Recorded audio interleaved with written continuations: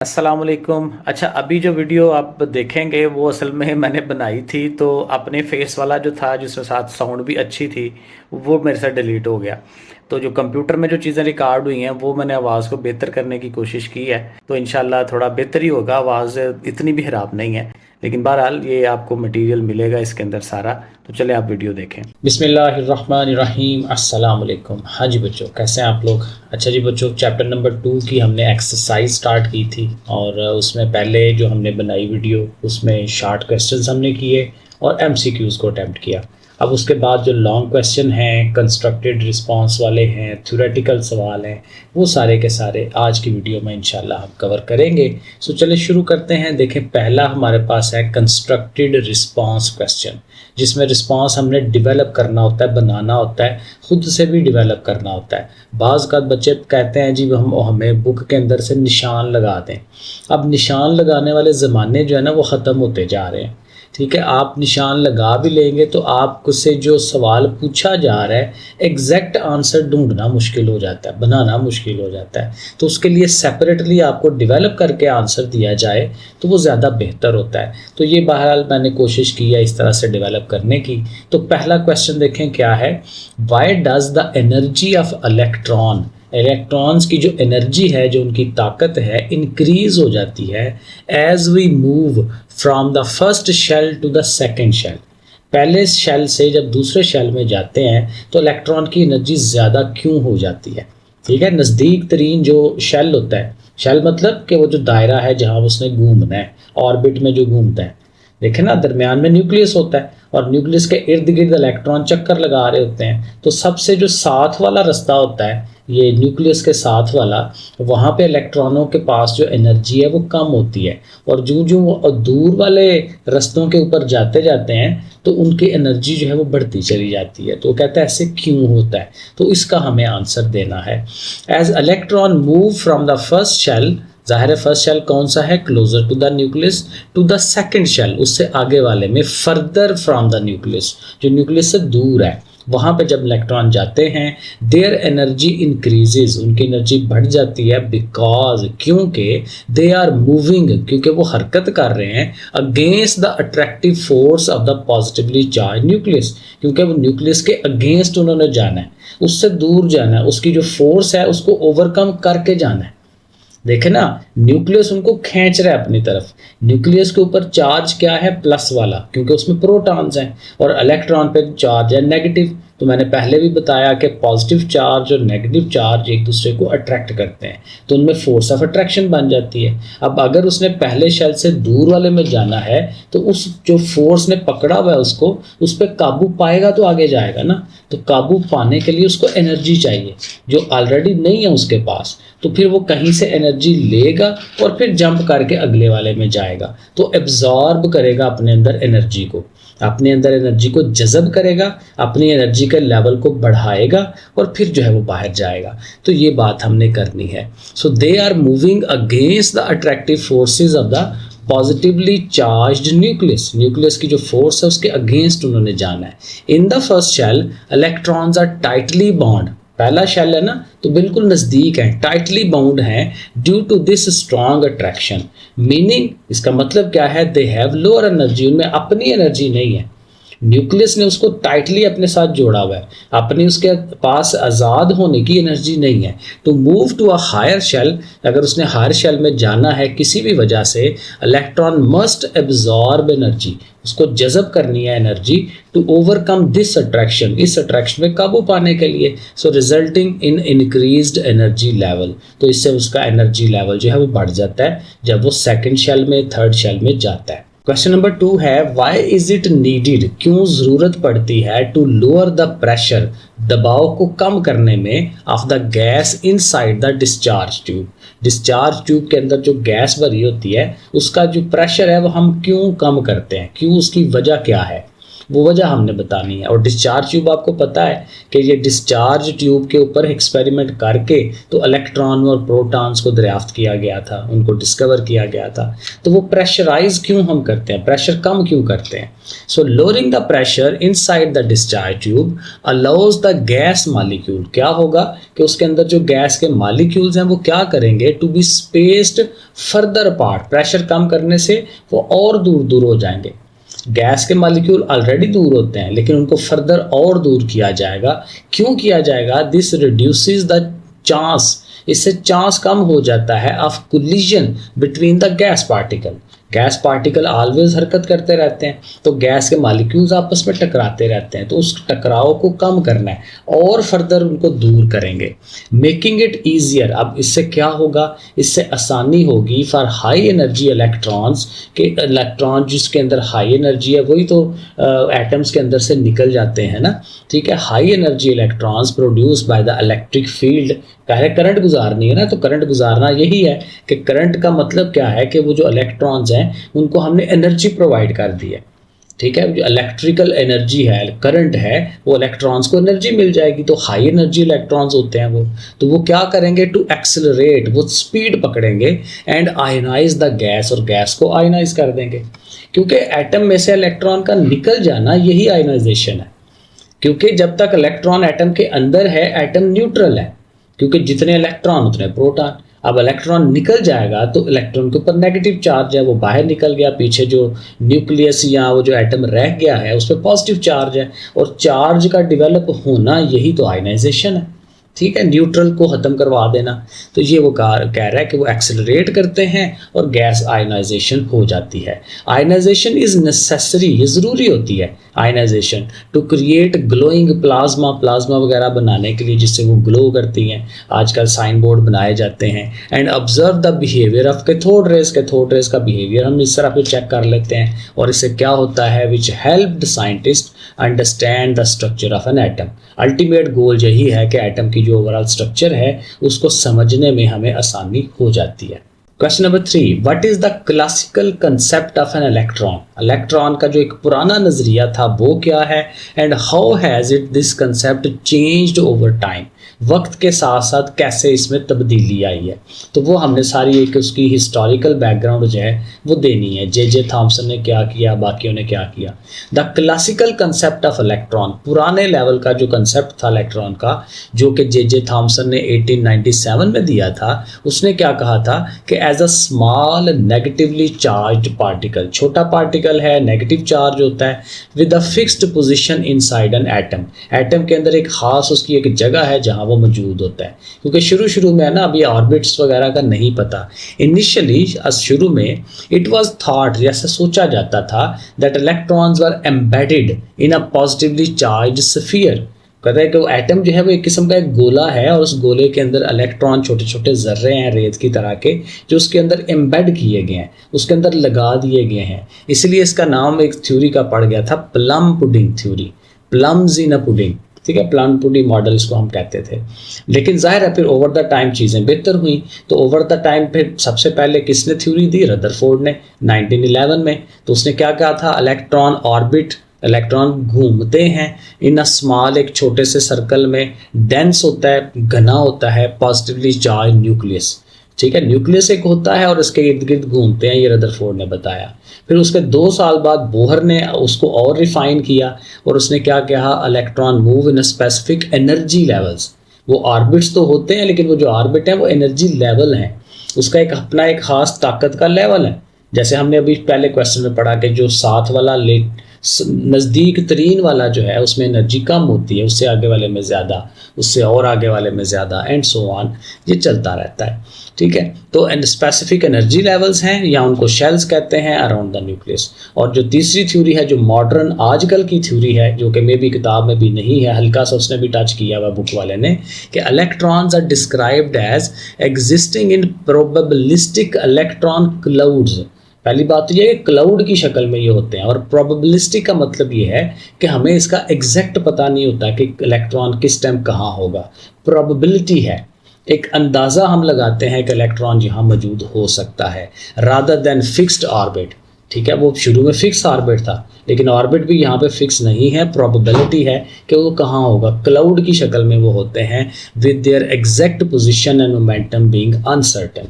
हमें सर्टेनिटी नहीं है, हमें एग्जैक्ट पता ही नहीं है कि कौन सी चीज़ कहाँ मौजूद है। Question number 4, why are the nuclei of radio active elements are unstable. ये जो रेडियो एक्टिव एलिमेंट हैं, ज़ाहिर है वहीं से रेडिएशंस निकलती हैं, शुआएँ निकलती हैं, तो ये अनस्टेबल क्यों है? क्योंकि हमने इसकी थ्योरी यही पढ़ी है कि इनका जो न्यूक्लियस होता है, वो जो दरमियान मरकज़ है, वो अनस्टेबल है। तो ये अनस्टेबिलिटी क्यों है, उसकी रीज़न हमें बतानी है। द न्यूक्लियाई असल में न्यूक्लियस की जमा है। न्यूक्लियस होता है एक, न्यूक्लियाई हम कहते हैं ज़्यादा को, ठीक है, उसकी जमा है। The nuclei of radio active elements are unstable. क्यों अनस्टेबल हैं? Due to an imbalance, balance नहीं होता, तवाज़न नहीं होता बिटवीन प्रोटॉन्स एंड न्यूट्रॉन्स। ठीक है, प्रोटॉन और न्यूट्रॉन में कमी पेशी होती है, प्रोटॉन ज़्यादा हैं या न्यूट्रॉन ज़्यादा हैं, मोस्टली न्यूट्रॉन ज़्यादा होते हैं। सो दिस इम्बैलेंस, ये जो गैर मतवाजन चीज़ है, तवाज़न नहीं है, ये क्या करेगा, causes a lack of strong nuclear force. तो वो जो न्यूक्लियर की अपनी फोर्स है, न्यूक्लियस की, ये न्यूट्रॉन और प्रोटॉन्स की अपनी जो फोर्स है वो कम हो जाती है, वो स्ट्रॉन्ग नहीं होती। क्योंकि वो स्ट्रांग होगी तो वो न्यूक्लियस अपनी जगह बाउंड होकर पड़ा रहेगा और वहीं से स्टेबिलिटी बननी होती है। तो कहता है वो जो स्ट्रांग न्यूक्लियर फोर्स है वो नहीं बन पाती इस ये तवाज़न के ना होने की वजह से, which hold the nucleus together. ज़ाहिर न्यूक्लियस उसी की वजह से रहता है।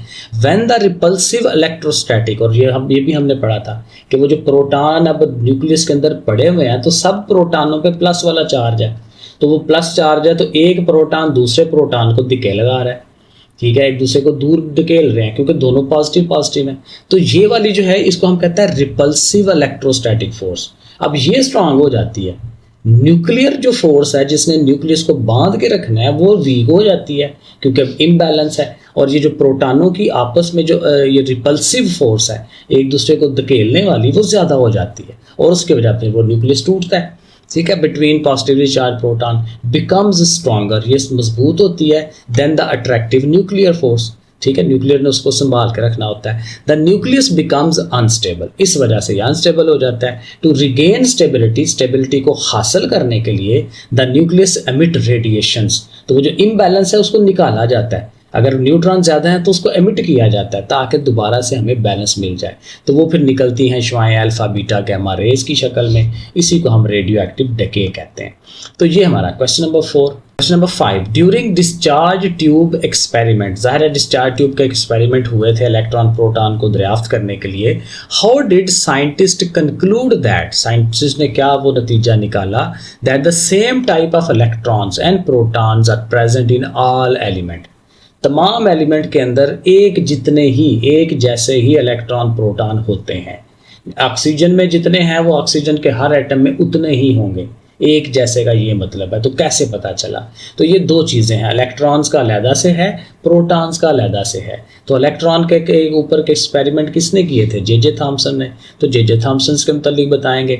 J Thomson observe that cathode rays, क्योंकि ये जो इलेक्ट्रॉन थे कैथोड रेज थी, हमने पढ़ा था, स्ट्रीम ऑफ इलेक्ट्रॉन्स होते हैं, वर प्रोड्यूस्ड, वही बनते हैं regardless of the type of gas, जो मर्जी गैस उसमें डाल लें, ऑक्सीजन डाल लें, हाइड्रोजन डाल लें, कोई और डाल लें, जिस तरह की मर्जी की वाली गैस डिस्चार्ज ट्यूब के अंदर रख लें, मुझे जो कैथोड रेज हैं वो एक जैसी ही निकलती हैं। तो फिर यहीं से रिजल्ट बन गया कि कैथोड रेज हर एटम के अंदर एक जैसी हैं, हर एलिमेंट के अंदर एक जैसी हैं। तो ये हो जाएगा, ठीक है, regardless of the type of gas और metal used for the electrode जिस मर्जी मेटल के बना लें, गैस जो मर्जी ले लें। The properties of these rays, इन रेज की जो खसूसियात हैं जैसा such charge to mass ratio है, वो सारी चीज़ें रिमेन कांस्टेंट, वो हमेशा सेम रहती हैं। प्रोवाइडेड दैट, इसका रिजल्ट ये हुआ कि all atoms contain identical electrons, electron एक जैसे ही होते हैं सबके। और इसी तरह प्रोटॉन है, गोल्डस्टाइन, प्रोटॉन पे जो काम किया था गोल्डस्टाइन ने किया था डिस्कवर, उसने फिर कैनाल रेज का नाम दिया था इनको। वो कैथोड रेज थी, ये कैनाल रेज थी प्रोटॉन वाले, और ये पॉजिटिवली चार्ज पार्टिकल हैं। Showed that positively charges also exist in an element, positive ज़ाहिर जब जो कैथोड रेज निकलनी है तो उसके साथ एनोड रेज या ये जो कैनाल रेज है ये भी निकलनी होती थी, ठीक है। तो ये भी ज़ाहिर सेम हर दफ़ा। The lightest possible particle later called a proton was found to be the same ये भी सेम होगा across all elements, confirming that proton जो है ये भी यूनिवर्सल कंपोनेंट है तमाम तरह के मैटर्स का। तो ये हम दो तरह से इलेक्ट्रॉन्स का अलहदा से, प्रोटॉन का अलहदा से बना लेंगे। तो ये हमारे हो गए सारे ये मेन वाले क्वेश्चन। अब इसके बाद ये डिस्क्रिप्टिव क्वेश्चन है, डिस्क्राइब करना, थोड़ा सा लेंथी बनाना, ये वाले सवाल भी चेक करते हैं। पहला क्वेश्चन है हमारा, explain the structure of hydrogen atom. अब मसला ये है कि हाइड्रोजन एटम की जो स्ट्रक्चर है बड़ी बेसिक सी है। उसके न्यूक्लियस में एक जो है वो प्रोटॉन है और उसके एक इलेक्ट्रॉन जो है वो घूम रहा है, ठीक है। और वो जो आइसोटोप्स हैं उनमें फिर न्यूट्रॉन्स की तादाद डिफरेंट हो जाती है। एक वो जो प्रोटियम है उसमें न्यूट्रॉन होता नहीं है, ड्यूट्रियम में एक होता है और फिर दो होते हैं ट्रिटियम में।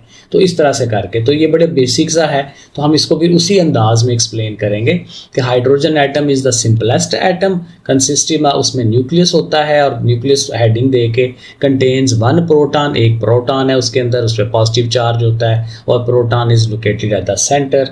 थोड़ा ज़ाहिर है अब ये बड़ा सवाल है तो थोड़ा खुद से लंबी लंबी लाइनें जो है वो बनाएंगे इसके अंदर, ठीक है। वो लाइनें लिख रहे होंगे इसमें जो हमें आम सी लग रही होती हैं, क्योंकि सवाल थोड़ा सा बड़ा करना है।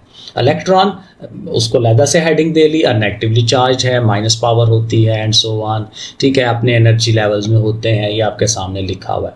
लेकिन अब देखें चूंकि बड़ा सवाल है तो हम फिर हाइड्रोजन के जो आइसोटोप्स हैं, क्योंकि हाइड्रोजन की बात उसने की है ना, तो हाइड्रोजन के जो आइसोटोप्स हैं उनको भी साथ एक्सप्लेन कर लेंगे, ठीक है। 3 आइसोटोप्स हैं, प्रोटियम H1 है तो इसमें एक प्रोटॉन है, न्यूट्रॉन कोई भी नहीं है, ठीक है। मोस्ट कॉमन हाइड्रोजन यही होती है और अच्छी इन्फॉर्मेशन है इसमें कि तकरीबन 99.98% जो है ये नेचुरली हाइड्रोजन यही वाली होती है प्रोटियम, ठीक है। तो ऑलमोस्ट यही वाली है, तो बहुत थोड़ा सा ड्यूट्रियम ट्रिटियम होगा। तो ड्यूट्रियम H2 जो है इसको कहते हैं, इसमें एक प्रोटॉन है, एक न्यूट्रॉन है, ठीक है। और इलेक्ट्रॉन तो ज़ाहिर बाहर एक ही है ना, वो तो चेंज नहीं होना, प्रोटॉन जितने हैं उतने इलेक्ट्रॉन होते हैं, ठीक है। इसको हम हैवी हाइड्रोजन भी कहते हैं और ये 0.02% होती है तमाम हाइड्रोजन का।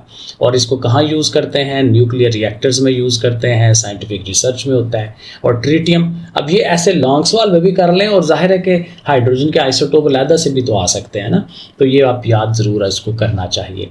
तो ट्रिटियम में एक प्रोटॉन है, अब 2 न्यूट्रॉन हो गए हैं, तो न्यूट्रॉन चेंज हो रहे हैं, पहले वाले में 0, दूसरे वाले में एक न्यूट्रॉन और तीसरे वाले में 2 न्यूट्रॉन। और ये रेडियो एक्टिव होता है और इसकी हाफ लाइफ जो है वो 12.3 ईयर्स है, यानी 12.3 साल के बाद ये जो हाइड्रोजन जो पड़ी होती है ये आधी हो जाती है, हाफ लाइफ का ये मतलब होता है। और इसको न्यूक्लियर फिजन के अंदर यूज़ करते हैं, ल्यूमिनस पेंट के अंदर, पेंटों के अंदर भी इसको यूज़ किया जाता है। तो ऐसे ये हमारा क्वेश्चन नंबर 2 हो जाता है। क्वेश्चन नंबर 3 है, how does the theory of atomic structure explain the ionisation of atoms.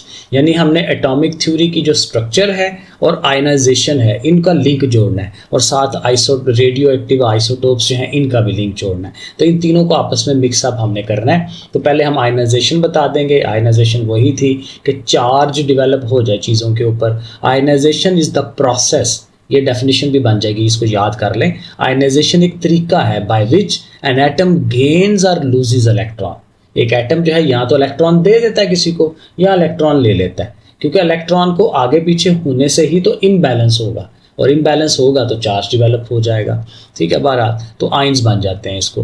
When a radio active isotope decay, जब एक रेडियो आइसोटोप जो है उसमें से रेडिएशंस निकलती हैं, ज़ाहिर it emits radiation in the form of, ये पहले ही पढ़ा, अल्फा बीटा गैमा रेज की शक्ल में वो निकलती हैं। This radiation has enough energy. अब ये जो शुआएं निकलती हैं तो इसमें एनर्जी होती है to knock electrons out of nearby atoms. जब ये रेडिएशंस निकल रही हैं तो रास्ते में जो भी एटम आएगा तो उसको टकराएंगी और उसके इलेक्ट्रॉनों को बाहर निकाल देंगी, और बाहर निकालने से फिर यही होगा कि वो आयनाइजेशन हो जाएगी। तो यही उसने सवाल पूछा हुआ था। Hairs how each type of radiation interact. Alpha का अलहदा से बता दिया, बीटा पार्टिकल्स अलहदा से और गामा रेज अलहदा से। अल्फा पार्टिकल क्या है, लार्ज एंड पॉजिटिव चार्ज होता है इनके ऊपर।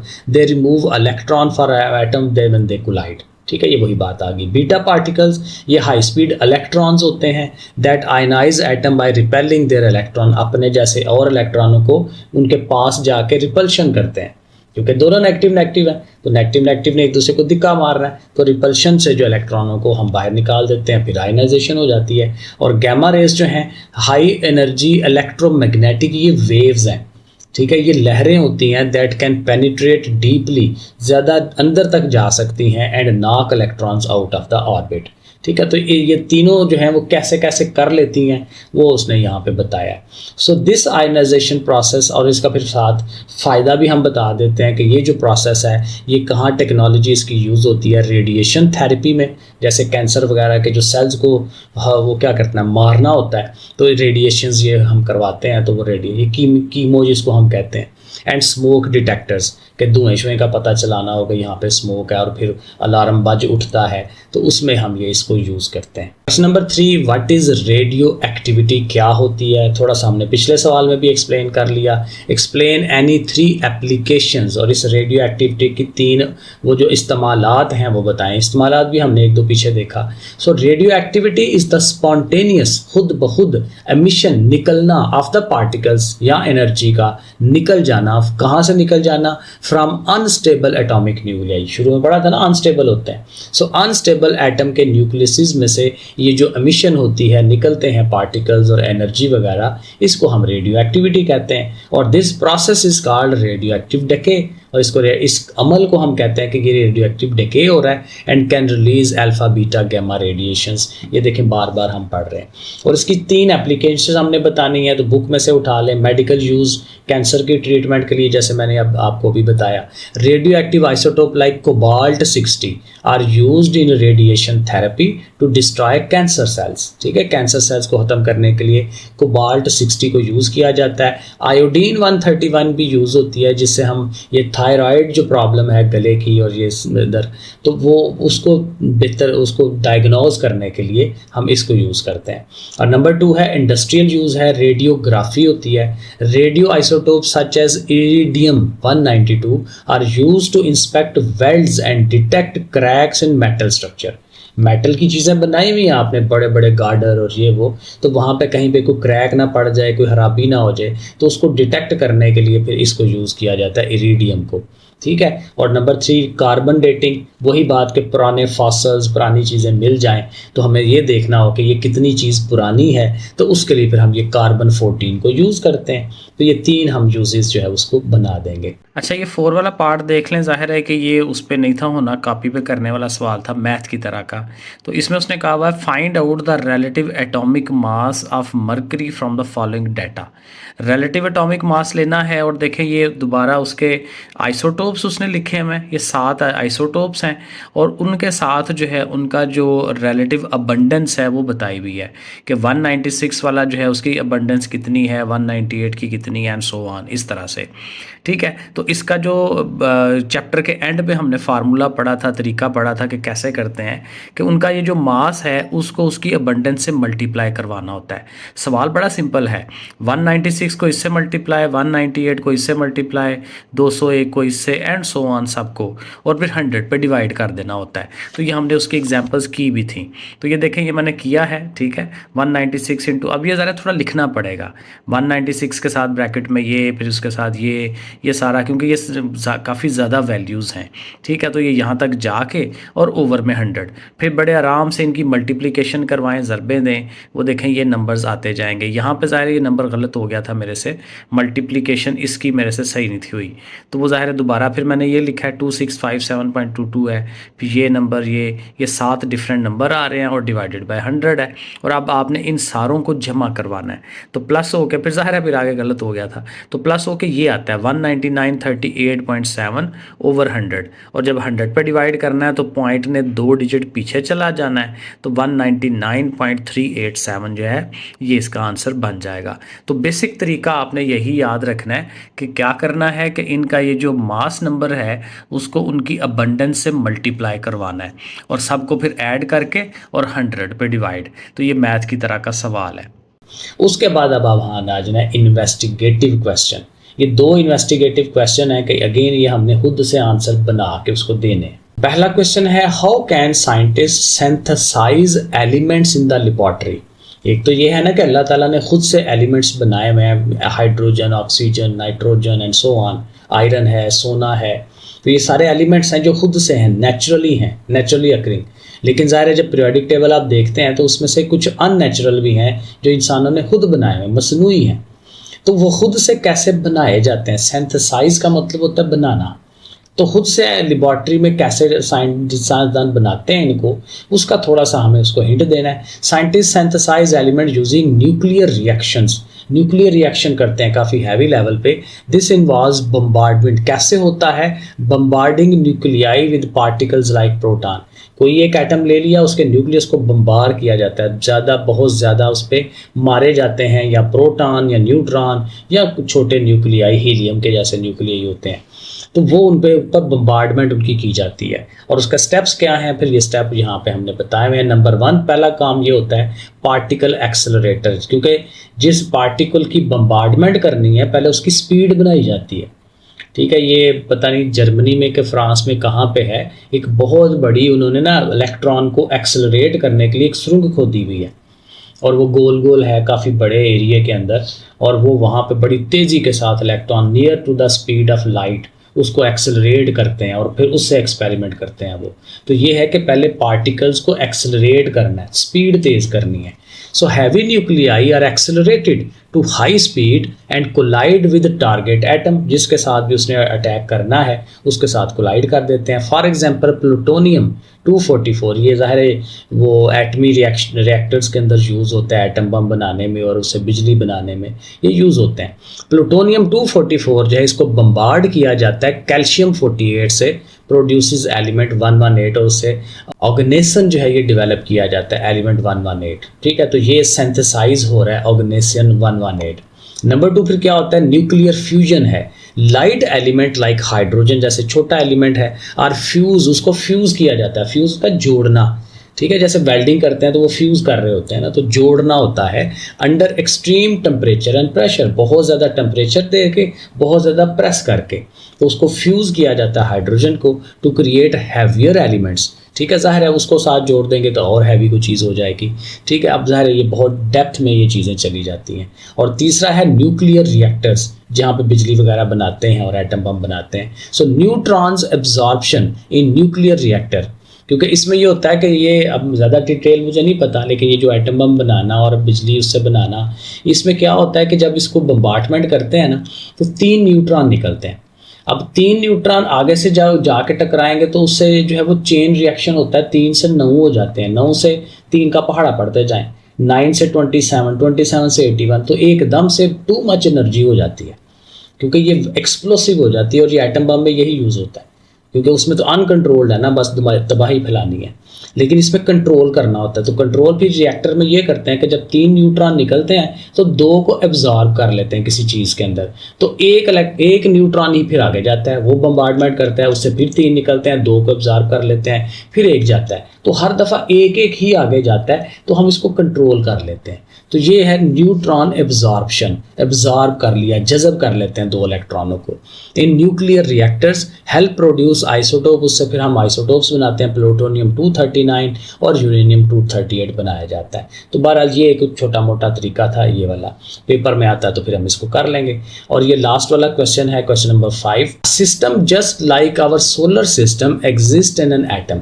अब ये बड़ी एक इंटरेस्टिंग ये एक थ्योरी है, कहता है कि जिस तरह से हमारा सोलर सिस्टम है कि दरमियान में सूरज है और उसके इर्द गिर्द जो हैं वो 8 प्लैनेट्स जो हैं वो घूम रहे हैं, हमारी ज़मीन भी उसके अंदर है, तो कहता है बिल्कुल इसी तरह से एटम का भी स्ट्रक्चर होता है कि एटम के दरमियान में न्यूक्लियस है, वो सन की तरह बिहेव कर रहा है, और उसके इर्द गिर्द जो इलेक्ट्रॉन है वो प्लैनेट्स की तरह है। तो कहता है इस चीज़ को थोड़ा कमेंट करें कि ये क्या है। तो this statement refer to Bohr's atomic model. तो बोहर ने जब अपना एटॉमिक मॉडल दिया था तो उसने ये बात की थी कि ये दोनों एक जैसे ही हैं, which compared the atom to the solar system. The nucleus, अब ज़ाहिर है थोड़ी सी एक्सप्लेनेशन कि nucleus is like the sun at the centre of the atom, electron orbit the nucleus, electron घूम रहे हैं उसके इर्द गिर्द like planet around the sun. लेकिन कहता है हाउएवर जो मॉडर्न हमारी क्वांटम थ्योरी है उसने फिर बताया है कि ज़ाहिर है ऐसा नहीं है, उनमें फ़र्क है, ठीक है। और फ़र्क जो है वो हम यहाँ नीचे बता रहे हैं। नंबर 1 फ़र्क ये है कि fixed orbit against electron cloud. अब ये जो हमारे प्लैनेट्स हैं इनके जो ऑर्बिट हैं वो फिक्स हैं, इन्होंने हमेशा उसी में घूमना है, लेकिन जो इलेक्ट्रॉन है ये क्लाउड की शक्ल में होते हैं। इनके जो लेटेस्ट जो थ्योरी है वो यही बता रही है कि इनके जो ऑर्बिट्स हैं वो फिक्स नहीं है, ये क्लाउड की शक्ल में इधर उधर हो सकते हैं। Electron do not follow definite circular path, instead इसके बजाय वो क्या करते हैं, दे ऑक्यूपाई रीजन्स, वो कुछ एरियाज को ले लेते हैं और उसमें भी प्रोबेबिलिटी होती है कि वो किस जगह पे मौजूद होंगे। नंबर 2 अनसर्टेनिटी प्रिंसिपल है। हाइजेनबर्ग ने बताया था उसका जो अनसर्टेनिटी प्रिंसिपल है कि ये इम्पॉसिबल होता है to know both the position and the speed, कि ये भी पता चला लिया जाए कि इसकी स्पीड कितनी है इलेक्ट्रॉन की और उसकी पोजीशन कितनी है, क्योंकि एक टाइम में कहता है एक ही चीज़ आप पता चला सकते हैं। जब तक आपने स्पीड पता चलानी है तब तक उसकी पोजीशन कहीं और होगी होनी है। तो ये फिर ये भी अनसर्टेनिटी है। और फिर फोर्सेस हैं कि कौन सी फोर्स कहाँ अमल कर रही है। जो हमारा सोलर सिस्टम है उसमें ग्रेविटी है, जैसे हम उसमें पढ़ते हैं फिजिक्स के अंदर, तो उसमें ग्रेविटी इन्वॉल्व है, ज़मीन की सूरज के साथ, ज़मीन की चांद के साथ, तो ग्रेविटी है, ग्रेविटेशनल फोर्सेस हैं। लेकिन जो इलेक्ट्रॉन्स का और एटम का चक्कर है उसमें इलेक्ट्रोमैग्नेटिक फोर्सेस होती हैं। तो ये भी ज़ाहिर है इसमें फ़र्क आ गया। तो बहरहाल ये एक पॉइंट था कि दोनों को हम कंपेयर इस तरह से कर सकते हैं बुनियादी तौर पे समझने के लिए। तो बहरहाल जी ये मैंने कोशिश की आपको सवालों के आंसर देने की। तो ये कंप्लीट हो गया सेकंड चैप्टर। नेक्स्ट इंशाल्लाह थर्ड को स्टार्ट करते हैं। सब्सक्राइब कर लें। ओके फिर अल्लाह हाफिज़।